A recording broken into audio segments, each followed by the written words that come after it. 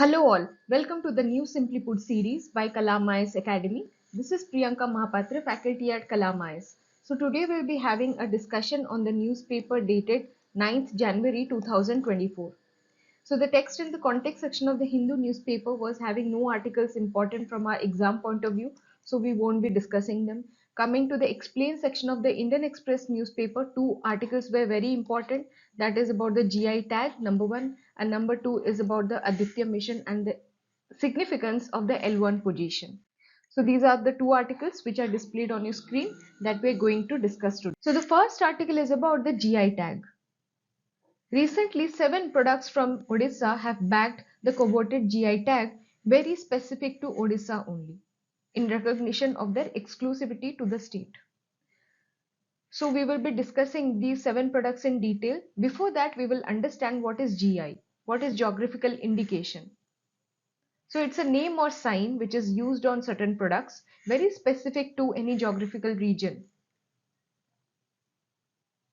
So it's a kind of name or sign which is used on certain products corresponding to a specific location or region. For example, Darjeeling tea. Darjeeling tea is very specific to Darjeeling.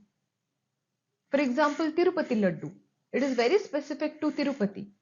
So it's a kind of intellectual property right we are giving to any product. And it has been protected by various global agreements. For example, WTO Agreement on Trade Related Aspect of IPRS, Intellectual Property Rights, TRIPS, and again Geneva Act of the Lisbon Agreement on Appellations of Origin and Geographical Indications. So GI tags, they are protected under these two agreements. And the countries, they can have their own frameworks for registering and protecting the GI tag.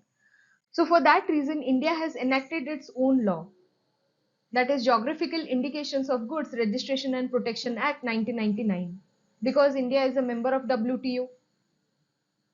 And the first GI tagged product in India is Darjeeling tea in 2004-5. Very important fact because it has already come in prelims. And again, GI is a part of IPR. It's a kind of intellectual property right which has been protected under the Paris Convention for the Protection of Industrial Property. Then comes which ministry is responsible for the geographical indication tags? It is the Ministry of Commerce and Industry, particularly the Department of Industry Promotion and Internal Trade. So this ministry is possible for the registration of GI tags in India. And the registry office is in Chennai, which is issuing these tags under the Ministry of Commerce and Industry. Very important fact to remember from your prelims point of view. Again, which all products can be registered for GI? It can be agricultural product, it can be food, it can be handicraft, or it can be manufactured goods as well. Please remember these details. This can be a part of your prelims options directly. Again, the tag is valid for 10 years. It is not given permanently. It is valid for 10 years and thus it can be renewed thereafter. Again, you have to understand that the GI registration, which is very specific to an area, it is given to the area, the specific geographical location, and not to any person or trader. But once a product gets the registration, for example, Tirupati laddu, then the traders dealing with Tirupati laddu, they can apply to sell it with the GI logo. And the authorized traders are each assigned a unique GI number in order to trade in that product with the GI logo. And if any unauthorized trader tries selling that product under that name, they can be prosecuted under the act. Very important fact to remember. If any unauthorized trader tries to sell the product under that name, okay, that name is very important. You cannot use that name in order to sell your own product. So they can be prosecuted under the act. But again, here you have to understand that we cannot prevent someone from making the product using the same technique. If I want to make Tirupati laddu at my own home, because every recipe is now available online in the YouTube, if I want to make Tirupati laddu by seeing the recipe, then I can make it.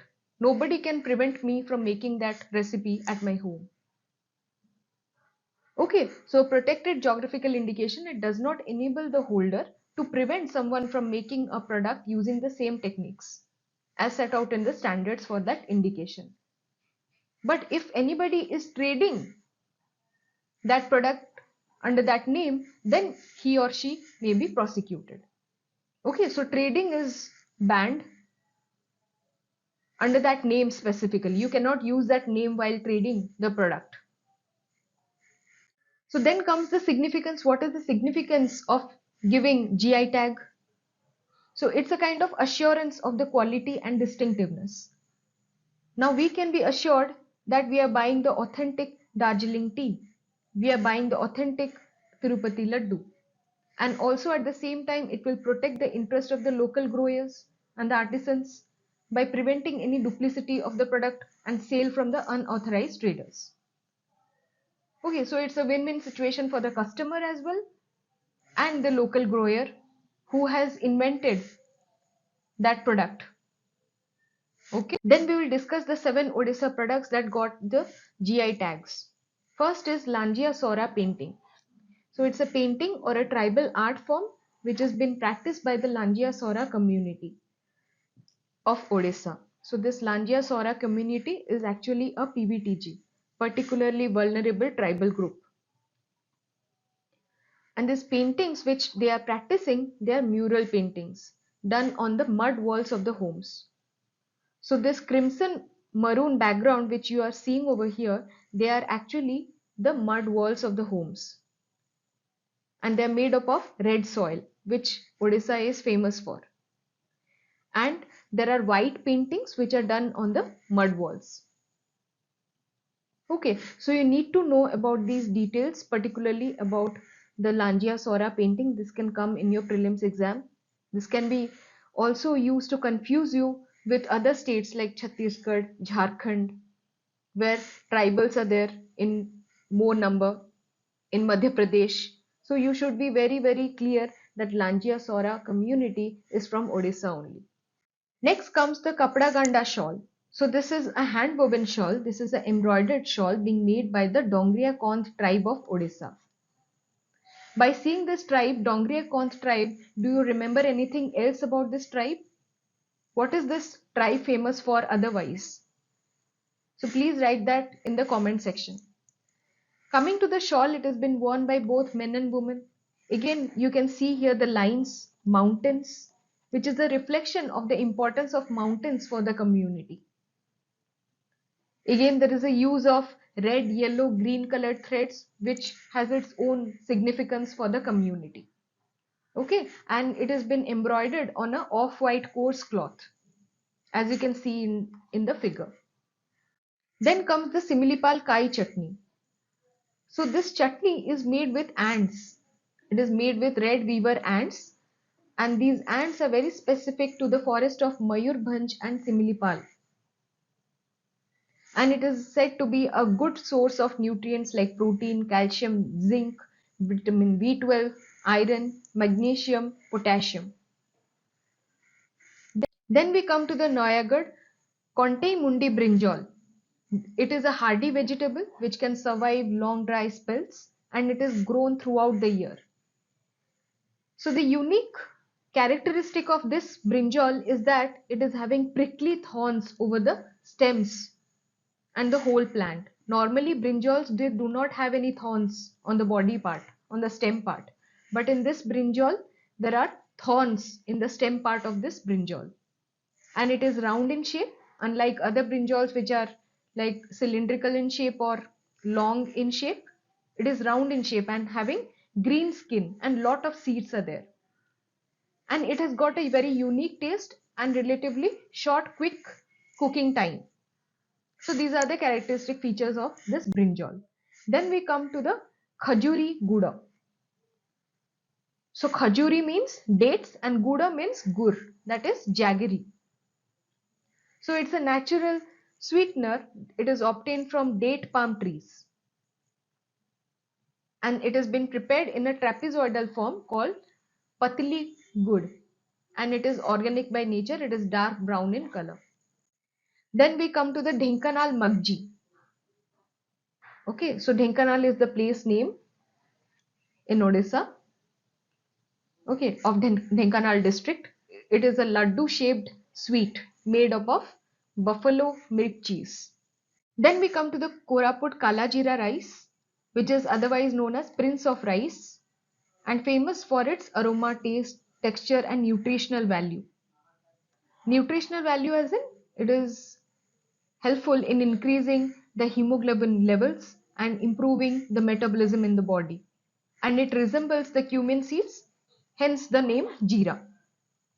So this was all about the 7 GI tagged products from Odisha which we discussed. Again, from your preparation point of view, you should not limit yourself to these 7 products or the products in use. You should be actually familiar with more GI products which will be easily available to you in the wiki page. Okay, so being familiar, it will help you to eliminate the options. Again, knowing the unique features also will help you in dealing with the questions where some description will be given first and then you will be set to write the or tick mark the correct option related to the product or the place. So you should be familiar with the product, the place and some unique features about the product in the way which we discussed now. Right? Then we come to the second article, that is about the ISRO's Aditya spacecraft, which is already at the L1 position. So what does it mean? What is L1 position? What is Aditya's mission? Why is it positioned at L1? Okay, so these questions we would be discussing here. So Aditya L1 mission, it was launched by ISRO on September 2nd, 2023, last year, with the mission of observing and helping us better understand the sun. So this was the main objective. And it has already arrived at its destination, that is the L1 or the Lagrange L1 on January 6th of this year. So before delving into understanding what is L1, what is Aditya spacecraft, we need to understand the anatomy of the sun. So here is the figure. Here you can see the core, which is the innermost part of the sun, which generates its energy via thermonuclear reaction, particularly the nuclear fusion. So the sun produces all its energy through the nuclear fusion in its interior and then it emits to the outer layers. Then comes the photosphere. So photosphere is the visible surface on the sun, okay, which is visible from our earth. This is called as the photosphere, this layer. Then comes the chromosphere. Chromosphere is layer above the photosphere where the density of plasma drops dramatically. So the density of plasma is less there. The sunspots are actually found on the chromosphere. So these are the darker, cooler areas where the density of plasma has dropped dramatically with the concentration of the magnetic field. So sunspots are those areas where the magnetic field are concentrated the highest. Okay, then comes the corona. Corona is the sun's outer atmosphere. You can see the corona, which is extending beyond the sun, which is extending till millions of kilometers into the outer space. And from the corona, there are ejections, there are many eruptions happening. That is coronal mass ejections, solar winds. So coronal mass ejections is particularly associated with plasma. Billions of tons of plasma, they are erupted from the corona. They are called as coronal mass ejection. Then comes the solar wind, which is also erupted from the corona. What is solar wind? It is the continuous stream of charged particles that are released from the corona. So understood what is corona, what is core, what is photosphere, what is chromosphere, and where are the sunspots. So as you all know, sun is the nearest star to earth and sun produces its energy in the core through the thermonuclear reactions, through the nuclear fusion. Photosphere, as we discussed, it is the visible surface of the sun which emits all the visible and infrared light which is crucial for life, which is visible from the earth. Then comes the chromosphere, layer above the photosphere. Then comes the corona. Corona is the outermost. So being the outermost, you will think that the temperature might be less over here. No. You should be clear that corona is the hottest part. Corona is much hotter than the inner layers of the sun, and it emits the ultraviolet and the X-ray radiation, the solar winds, the coronal mass ejections. So these all terminologies you should be aware of. So solar wind, as we discussed, that they are the electrically charged particles and they are responsible for the northern and southern lights, as you can see in the figure, which are very much visible from the polar region, and now it is also visible from India, from Ladakh. It's a spectacular aurora. Then comes the solar flares and the coronal mass ejections. So they are the sudden burst of charged particles which can affect the space weather, space reliant technologies like satellite communication, and it can also produce the electric power blackouts in the Earth's higher latitudes, which is very difficult to predict. So these are the unique features of the solar flares and the coronal mass ejections you should be knowing. So they directly affect the space weather and also in the Earth by producing electric power blackouts, and they are very difficult to predict. So coming to the Aditya L1 mission, it was launched by ISRO and it has been stationed on the L1 orbit. And it is the first Indian space mission to observe the sun and its solar corona. It was launched by PSLV XL launch vehicle. So these are the important facts. So what is the significance of L1 mission? What is the significance of Aditya L1 mission? It has been launched with 7 instruments to study the parts of sun. It will study the corona, it will study the chromosphere, it will study all the radiations and charged particles, it will study the photosphere.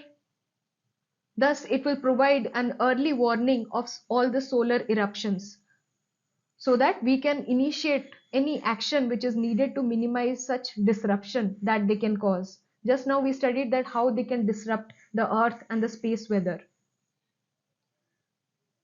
And it was so difficult to predict. So by launching these missions, the solar missions which can actually help us in predicting such solar eruptions, thereby we can initiate actions to minimize the disruption caused.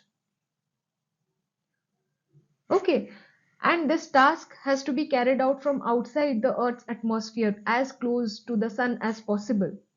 Hence, it was launched at the L1 position, which is actually located 1.5 million kilometers away from the Earth towards the Sun, thereby allowing uninterrupted observations. So why have we kept the spacecraft at such a large distance from the Earth, such a long distance from the Earth?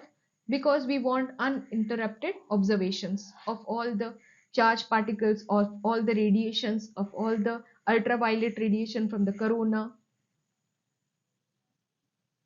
Right, so this is the significance of the Aditya L1 mission. Hope it will help you in answering your prelims question. You should be knowing that it is about studying corona, chromosphere, photosphere, all the radiations, charged particles, and we have launched it, we have stationed it at such a long distance so that we have an uninterrupted observation of the solar radiation. Let's now understand the L1 position and why the Aditya spacecraft has been launched here, has been stationed over here. There are other points as well, like L1, like L2, L3, L4 and L5. So what is the significance of these points? These 5 Lagrange point. So these are the special spots, these are any sweet spot between the Earth and the Sun where the gravitational forces of two large bodies, in this case it is Sun and the Earth, balance each other out. So because of this balancing, because of this nullifying of the forces, the spacecraft remains stationary in that position. It need not require any energy, any external energy to be there in that position. Therefore, the fuel consumption is reduced. There is no requirement of any fuel to be there in that position. That is why the spacecraft has been stationed at L1 in order to observe the sun and the earth, the sun, in a very effective way. Okay, so the Earth's gravity has been balanced by the centrifugal force which arises due to the motion of the spacecraft around the Earth. All the forces are getting nullified. All the forces that are getting balanced out. So there are three forces acting on Aditya L1. First is Sun's gravity, which is pulling Aditya L1 towards the Sun. Then is Earth's gravity, which is pulling Aditya L1 towards the Earth. And again, the Aditya L1's own inertia, which is actually resisting any changes in the motion while it is revolving.